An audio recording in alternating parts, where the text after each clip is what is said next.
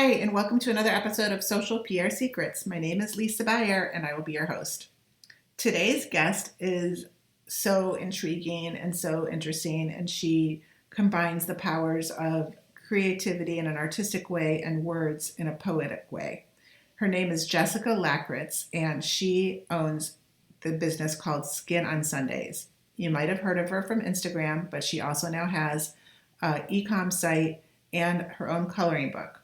Jessica shares her story of how she got started using Instagram and only her iPhone. Jessica shares with us what it was like when she started out just using her iPhone and Instagram. She turned her passion into a business and shares what it was like to go from 500 followers to 5,000 overnight. And today, as I'm recording this intro, she has almost 22,000 followers on Instagram. Enjoy this interview and find out how Jessica started using eyeliner, Instagram, and her iPhone to start her business, Skin on Sundays.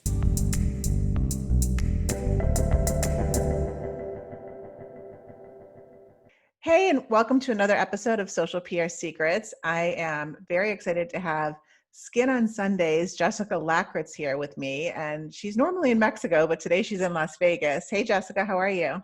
Hey, how are you? Good, good. So if you haven't heard of Skin on Sundays, I'm going to let Jessica tell you the whole concept because it's a beautiful Instagram feed, website. She sells t-shirts. That's an offshoot of it. And we interviewed her originally for Female Disruptors. But Jessica, I think you started this business, this concept on Instagram, right? I did. I actually didn't realize I was starting a business. I I was just trying to figure out a way to get poetry into the mainstream and I'm a poet. I have a master's in poetry, and everyone always told me you're not going to be able to get a job in poetry, and so it just kind of dawned on me that if I was going to do that, I was going to have to create the job myself. But I didn't realize that that's what I was doing when I started this. I was just like, oh, that would be fun. This was in 2015, so Instagram was pretty new. And then one day I woke up and I just had 5,000 followers after having like 500.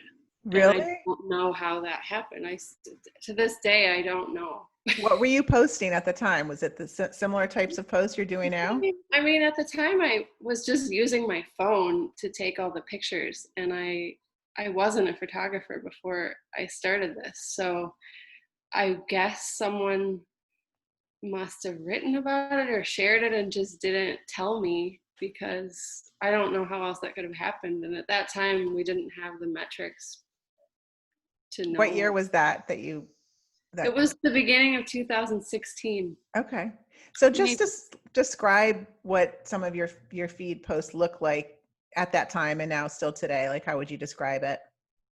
Well, I write poetry on people's bodies, and a lot of the time it's based on, it's inspired by the person it's written on, or we come up with a concept together. I like it to be pretty interactive. But at the beginning, I just had no experience with photography, and so I was just kind of learning as I went.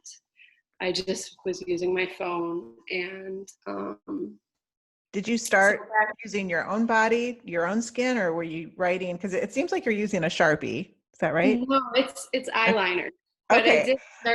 I did start with a Sharpie and just realized that if I make a mistake, it's harder to get off. Okay. The eyeliner works better, and it's just better for your skin, I guess. It comes across looking like, just for if you're listening, it comes across looking like you're writing with a Sharpie on somebody's skin, different parts of the body, these different poetic messages that are beautifully woven into the skin and the body and words.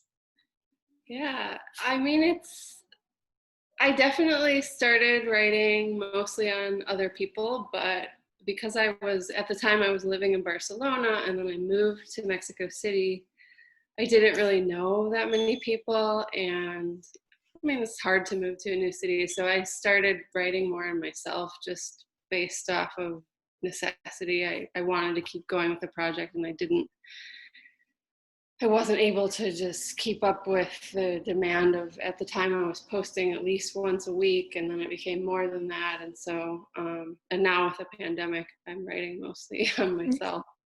Yeah. So you started out posting once a week and then did it go to daily? For a while it was daily, and now, I mean, because of stories and everything, I just kind of follow.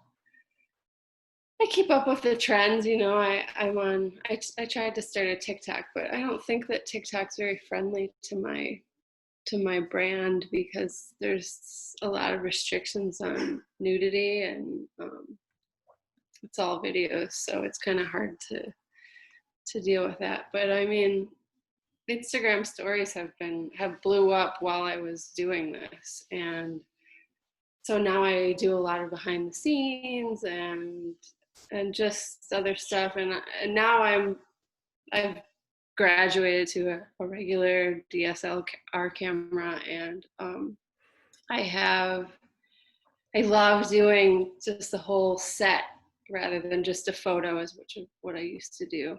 And so then it just ends up being series that I post on stories, and I don't know. Instagram has been really helpful for me. I don't know that I would have turned this into a business When did without you realize that it was turning into a real business and you started making money? And how do you make money?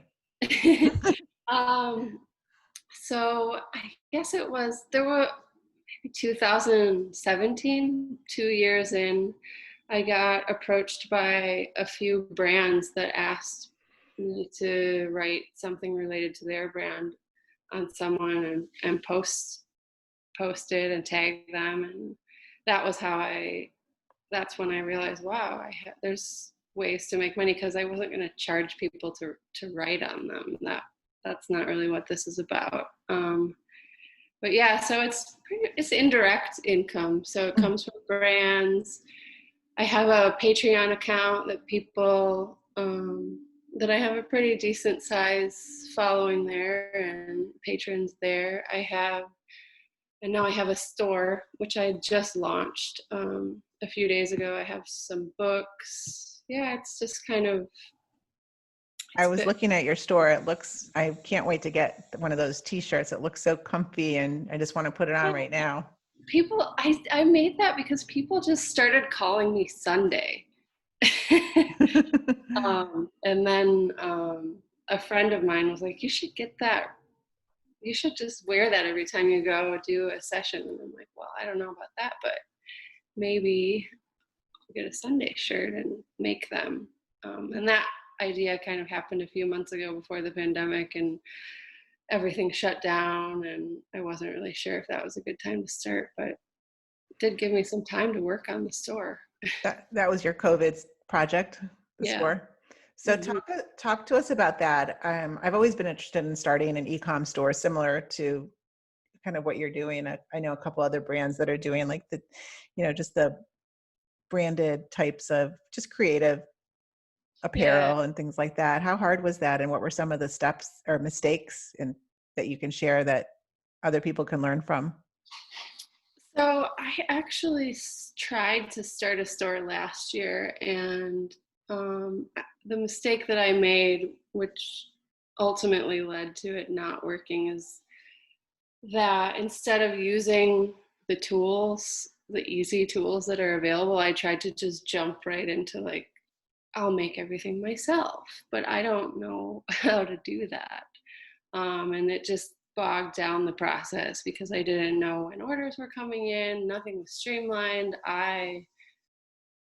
Business is also a work in progress for me. I studied literature, and I've been a freelance writer for years now. So business to me is all new, and so trying to organize that was. It ended up I had to just close the store because I didn't know how to handle it. And then I realized, wow, there's all these resources that they do everything for you. And yes, it costs a little bit of money, but time is also money.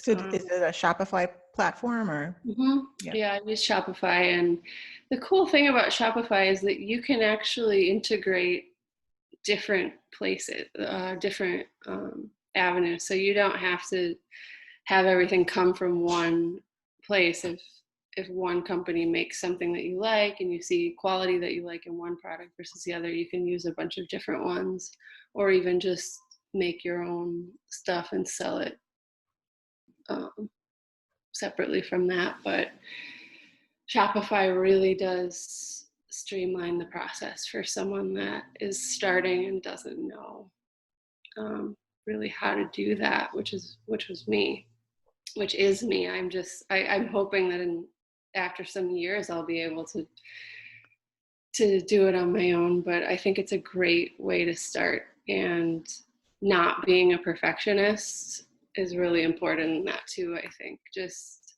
realizing, okay, well, let me just get it up, put up a few products, and then build it as I go instead of waiting till everything's perfect. Yeah, that's great advice, definitely. And I was also seeing that you started a coloring book. Oh yeah, that was a really fun project. I collaborated with an artist in Barcelona who I just love her drawings, and we first connected on Instagram years ago because she also does body based art. She paints on people's bodies. So we were kind of doing the same thing, and it just made sense. And the coloring book it's short, it's poetry that I wrote, and she illustrated my poems, which is fun. And just it's a nice way to relax. I've actually been coloring in it. I have a couple of my own version, like the same book at home, but I can color it in it several times. So I've just been doing that during this pandemic time. Yeah, a lot of my interviews that I've done, we talk about just like how are you surviving, self-care tips during the pandemic, and even just in general, but especially Right. now with a couple things like journaling has been brought up, and art, just doing something that's like kind of mindless but creative, that Right. doesn't involve a computer. Exactly. Just getting off of the computer is so important. And I've worked from home for almost a decade now, so that's not particularly new to me, but it has been difficult making new kinds of boundaries because now that I don't have a social life, there's no one to call and say, hey, do you want to go do this tonight? And then I end up working until midnight. And I had to get myself to stop that. Okay, you're stopping at 8 o'clock. Like, we need to get off the computer now. Yeah. How much of your work now is done like in front of a computer now that your business has expanded? It started with Well, just an iPhone, right? right. Yeah, most of it. I mean, Yeah. there obviously the actual making of the art isn't, and that's my favorite part of it. But no, I mean, most of it's on the computer, and all of the stuff that you have to do behind the scenes for a business is on a computer, and it's hard to see how much goes into it. You think I'm just gonna make a few tweaks to the website, then pour a 3 hours later. whole Yeah. Yeah, like, I've why? definitely been there.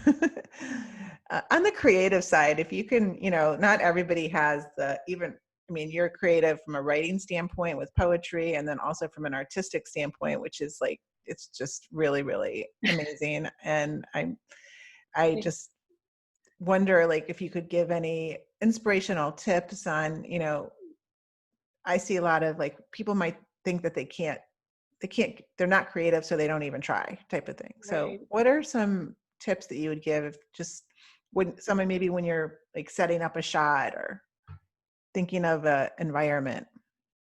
I usually try to plan a lot of that before I go, just because I know my own photography skills they're good, but I'd never studied it. So at least I feel that they're limited. And so it helps me in my creative process to plan it ahead of time so that I know what I'm working with, and I can figure out what the lighting is beforehand. I never go in and not know what the lighting is. I'm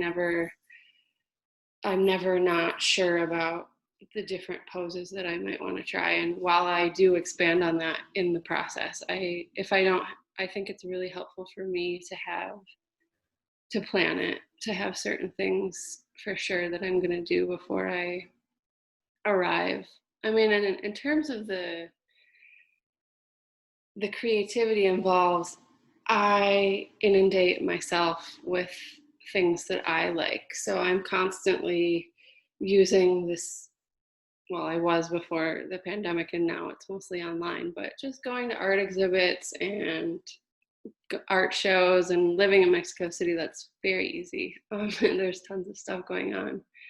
But right, just being involved in the art scene, I find that inspires me so much, and I get ideas from other things people are doing, and it's not, I don't consider it copying. I just get inspired by something. Yeah. Oh, I like that pose. I'm going to try it in my own way with my own style.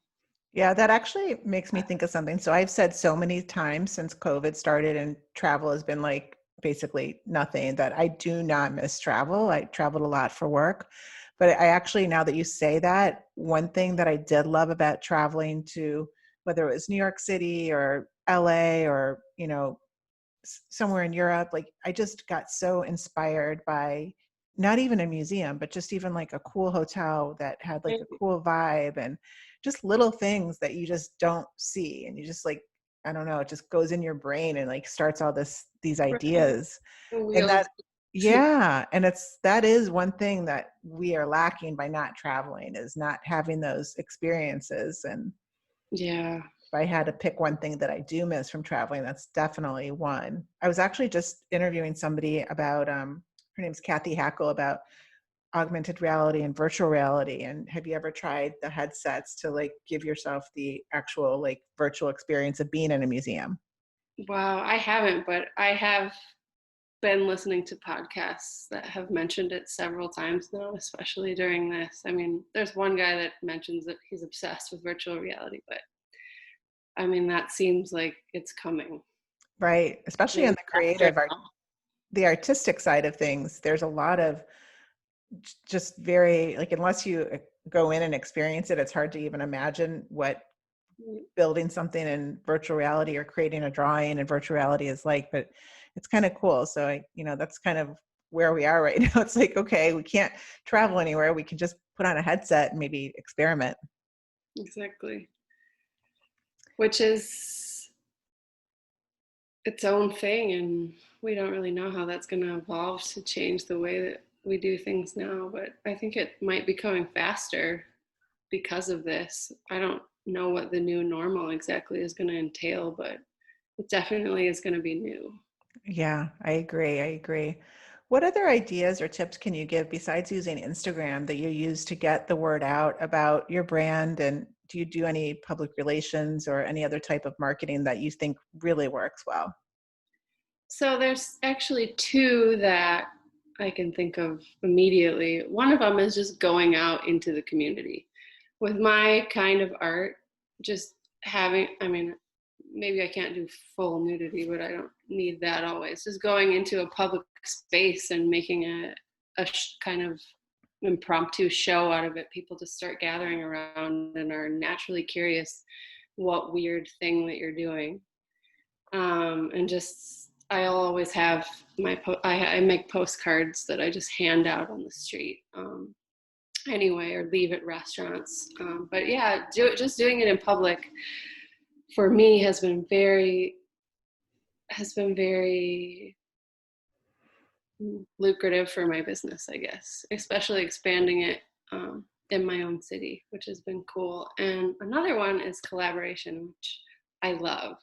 So finding ways to work with other artists, like the coloring book was one way. I've been working on some murals in Mexico, or I was in some murals in Mexico City, where an artist and I, someone who draws or paints, we contact each other in some way, and then I write poetry on the mural that goes with their art, or they write art on the mural that goes with my poetry. And that way we're kind of using both resources um, to get out there, which is really cool. I love that. Is poetry something that you just automatically started doing, as far back as you can remember, or is it something that you learned? When I was a kid, everyone told me that I was great at writing, just not poetry specifically, but my teachers, my parents, everyone around, all the influences around me just kept telling me that I was great at it. So that definitely pushed me in that direction. And then when I was in high school, I I really started to get into it, and I had a teacher that introduced the class to Margaret Atwood. Most people know her as the author of The Handmaid's Tale, now that it's become a big show. But she's also a poet. And it must have been 2002 or three that I was introduced to her, and I loved her stuff. And I immediately went and bought a bunch of her. Well, I think I went to the library actually and checked out her books. But um, right. And then I just decided I was going to study literature in college and focused on, you see a poetry class and you like poetry, so you go into it. And I just kept getting deeper and deeper into it until I became a little bit obsessed. um, but it was a process, and I definitely started young. I was always writing. And you picked poetry to major in college? I actually just majored in literature in general, an English major, I guess that's what they call it. But then I didn't know what to do when I graduated, and I decided that I was going to apply for graduate school in poetry, an arts degree, an MFA. And um, I knew that they were hard to get into, but I actually ended up getting into a few of the schools that I applied to. So I went, and that really, even after that, I didn't know what I was going to do. After that, I left the country. I moved to Argentina and started my journey as a freelance writer. So what advice would you give to somebody that maybe is, has this creative talent and loves it and thrives and is passionate about it, to take the first step to possibly turning it into a business, even if it's a side hustle? Right. I guess to consciously make time for it, because I know that if you don't, you just lose touch with it. And so if you want to be serious about making art and turning it into an income and a lifestyle, you just have to put the actual time in. And it doesn't matter if you're busy with other things or whatever is going on. If you don't, I don't think if you put the time in, it's it's likely that you'll move forward, I Yeah. guess. I used to hand paint t-shirts when I was in college, just as like a way to like make extra money. And I I don't know why I've been thinking lately, like I kind of wish I just would have continued doing something like that, because I mean, kind of in what I'm doing now, there's graphics and creative involved, and there's always, my favorite part is always the creative design part of it. But yeah, it's just like, you start out doing something and then you get sidetracked and you're like, oh, that if I just would have kept doing it a little bit, like it would have turned into something. Right. And that's really the key for me anyway. I knew when I started Skin on Sundays that I needed to put a sort of schedule for myself with the project. So that's actually why it's called Skin on Sundays, because I was I was just posting going to ask that. Yeah. every Sunday. And I named it that so that I would be forced to post every Sunday. I was promising people that I would do it, and so I did it. And in the recent years, I've just been posting whenever. So it's a little bit, the Sunday is, I guess, irrelevant, but it's just become part of my name and who I am. As I said, people started calling me Sunday. I So love it's that. not really about the day anymore. It's just about, that's the name of it. But yeah, it was important for me to set that guideline for myself, and it really pushed me to make sure I was getting it done every week. That kind Do, of discipline has been so important to me. yes. Do you have a favorite piece in your feed that I can tell you what mine is. But or I just love it. Do you have like favorite ones that you can think of that you want to share, or we can share it in the show notes? Yeah, so it changes just over time, and I'll make something new. But I made one a few weeks ago that maybe is my new favorite. And I just kind of fastened roses all over a girl, and um, it's the thing that it's definitely about racism. Mm-hmm. But I mean, the idea was that the sweetness of the roses could complement the concept of how life could be if racism was eliminated. And I know it's not that easy to just eliminate it, but it's a personal choice that everyone can make to be kind to people, which I think is at the heart of the message that I wrote. But the girl who's in the picture was her. So she's Mexican. We live in Mexico, and she has slightly darker skin. Mm-hmm. And I think a lot of people worldwide don't really realize the vast spectrum of skin tone in Mexico. And I was just, before we did it, I was asking her how she thinks, if she has felt racism because she's a little bit darker. And, she was like, it's interesting to think about, because I never really would have considered that. But then she named off a couple of things that had happened. And I'm like, oh, wow, it's just to hear it, someone reflecting on their own life and in the moment and realizing, wow, I guess this has impacted me more than I thought. And so it was just kind of an interesting project in collaborating with her and writing on her and having this message that she's kind of involved with. Yeah, I love it. I'm looking at it right now. And I mean, you've done, that's not the only one that you've done to kind of make a statement of a lot of the issues that are going on right now. Any others that stand out recently? Let me think. There was another one. The one that I love is the one, it was in the bathtub with the plants. Oh, yeah. Plant your goals in the garden in your mind and watch them grow. Plant your goals in the garden of your mind and watch them grow. I love that one. Oh, thank you. Yeah, that wasn't what the bathroom actually looked like. We put all of the plants that we could find in the house in there. But yeah, I love, my favorite ones, I guess, are this coming together of the visual and the words. Mm-hmm. When I started, I definitely didn't do that. I just wrote on someone and that was it. I wasn't trying to visually conceptualize the words into something that would make it more impactful. And now I do. And it's so fun for me when that really works out. When I achieve the goal of having it all come together to mean something in its entirety, rather than have it be the words just written on a body and not really combining it. Cohesive. Yeah. But sometimes that's okay too, Yeah, it happens a lot of the time. Yeah.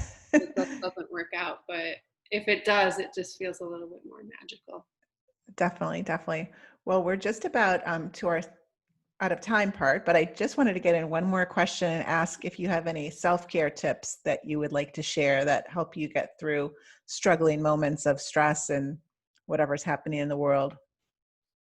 So I think my biggest one is I have a dog, and I take extra time if I'm feeling, I don't know, just down or discouraged or disappointed. I just make sure that I take extra time and go out and walk and not do anything else. And maybe I'll listen to a podcast, but I won't be looking at social media. I won't be on my phone.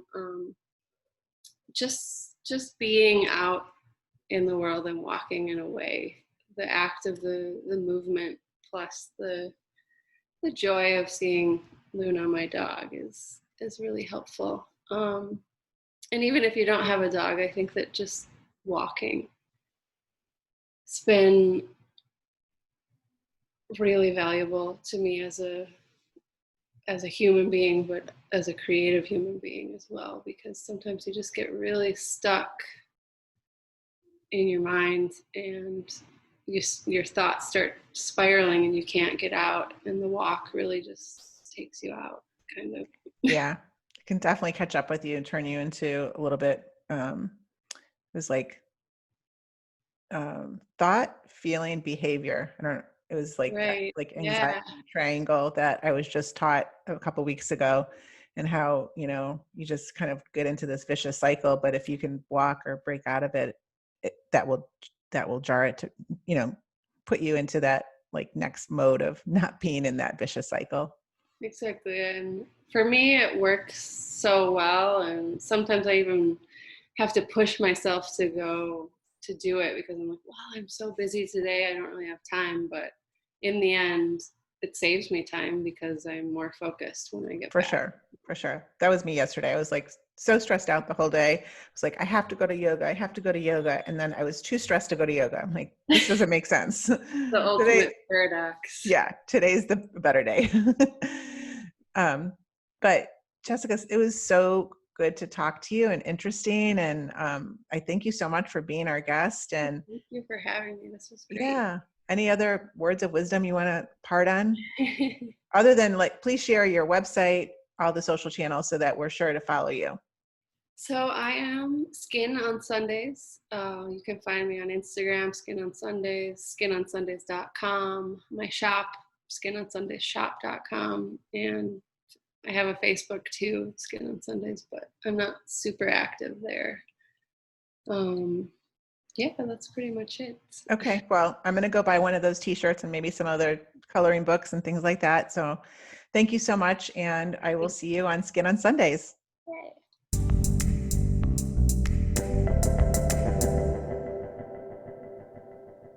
Thank you for listening to this episode of Social PR Secrets. If you like what you heard, check out the book on Amazon or follow our blog at socialprsecrets.com. This episode was sponsored by the Buyer Group, a social PR agency striving to keep our balance in the digital world, practicing public relations, social media, and search marketing, while occasionally drinking a glass of wine or two for the best creativity and results. Thank you all for tuning in. If you would like to get a free chapter of Social PR Secrets, go to socialprsecrets.com/free.